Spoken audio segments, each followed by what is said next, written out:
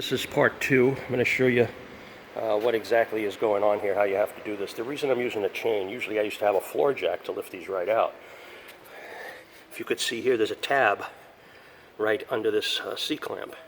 And I used to raise it up and then put a floor jack under it and lift them right out. But again, I left my, my floor jack at the old house. And then they also break off. So then, when the tab breaks off, which should be on the top of this piece, you see where the screw goes in. That's what I had to drill out with a 90 degree drill, because this is, you know, when it's in the ground, you can't use a regular drill. So I'm going to use the chain, and I'm going to see if I can capture this on video as it's going up. I've even had, when these are really tight to get out, when the ground collapses, I mean when it squeezes it in, I've had weaker chains bust and snap and go flying all over the place, but this chain is quite a thick chain. So let's see what I could see. Oh, everything's all set. Let me see if I can capture this on video for you. Going over to the control valve, pressurize it. Wait till it's pressurized fully. And let's see if I can, instead of zooming in.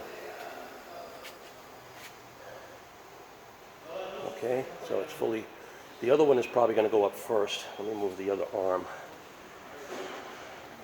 I'm going to move this.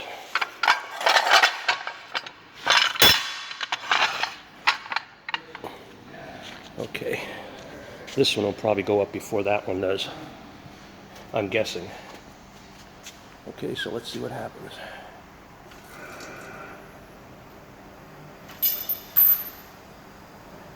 Okay. Let that go up. And there we have it.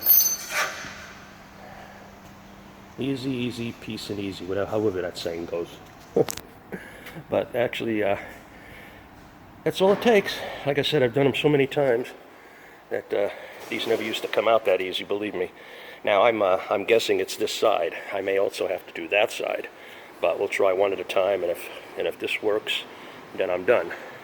Still a lot of work, at least 2 hours here, maybe an hour and a half, depends on you know, how it goes with sticking the rod in and vacuuming it out.